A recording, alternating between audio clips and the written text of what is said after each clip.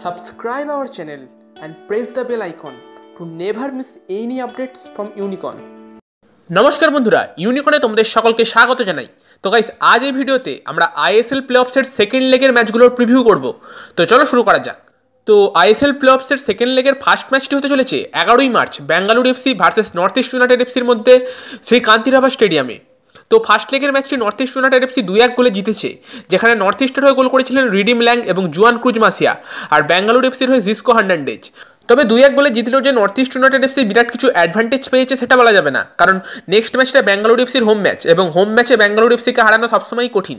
আর তার সাথে বেঙ্গালুরু এফসি একটি ক্রুশাল গোলও তুলে নিয়েছে, সুতরাং নেক্সট ম্যাচটা যদি বেঙ্গালুরু এফসি 1-0 গোলে জেতে সেক্ষেত্রেও তারা নেক্সট রাউন্ডে কোয়ালিফাই করে যাবে। আর একটা ব্যাপার নর্থ ইস্ট ইউনাইটেড এফসির জন্য প্রভাব ফেলতে পারে, সেটা হলো বার্থোলোমিউ ওগবেচের ইনজুরি।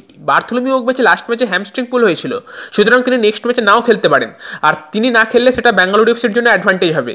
সুতরাং নর্থ ইস্ট ইউনাইটেড এফসি থেকে পরের রাউন্ডে কোয়ালিফাই করতে হলে, মানে ফাইনালে যেতে হলে এখনও বেশ খানিকটা হার্ডওয়ার্ক করতে হবে।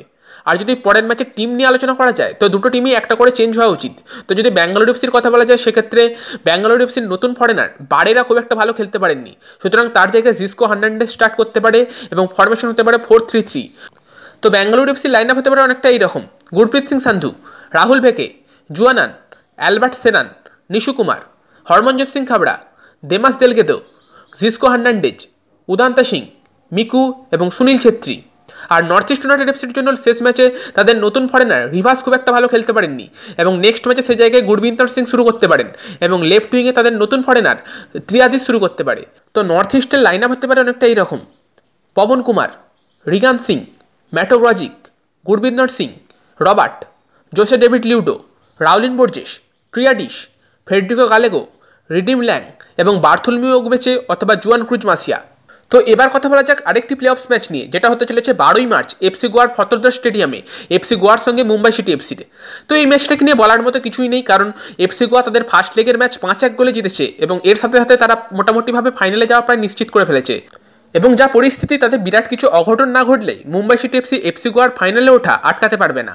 তো যদি এই ম্যাচে এফসি গোয়ার লাইন আপসের কথা বলা যায় তো এফসি গোয়ার লাইন আপস হতে পারে অনেকটা এইরকম: নবীন Kumar, Seriton Fernandes, Mourtada Fall, Carlos Pena, Mandar Rao Dessai, Ahmed Jahouh, Lenny Rodrigues, Edu Bedia, Brandon Fernandes, Jackichand Singh এবং কোড়ো।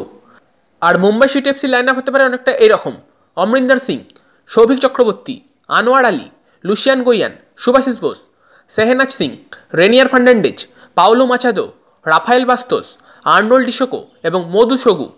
তো বন্ধুরা, মোটামুটিভাবে এফসি গোয়া প্রায় ফাইনালে তাদের জায়গা পাকা করে ফেলেছে। এবার এফসি গোয়ার সঙ্গে ফাইনাল কে খেলে, বেঙ্গালুরু এফসি না নর্থ ইস্ট ইউনাইটেড এফসি, সেটাই দেখার। তো তোমাদের কি মনে হয় বেঙ্গালুরু এফসি এবং নর্থ ইস্ট ইউনাইটেড এফসির মধ্যে কে ফাইনালে যাবে? আর মুম্বাই সিটি এফসি কি বড় কিছু কামব্যাক করে এফসি গোয়াকে ফাইনালে যাওয়া থেকে আটকাতে পারবে? সেটার বিষয়ে তোমাদের মতামত কমেন্টে জানাতে ভুলবে না। আর ভিডিওটা ভালো লাগলে ভিডিওটাকে লাইক করবে এবং শেয়ার করবে। আর এই চ্যানেলে নতুন হলে বা সাবস্ক্রাইব না করে থাকলে চ্যানেলটিকে অবশ্যই সাবস্ক্রাইব করবে এবং তার পাশে থাকা বেল আইকনেও ক্লিক করতে ভুলবে না। আর আমাকে সোশ্যাল মিডিয়ায় ফলো করতে চাইলে আমার সোশ্যাল মিডিয়ার লিঙ্ক ডেসক্রিপশন বক্সে আছে, সেখানে গিয়ে ফলো করতে পারো।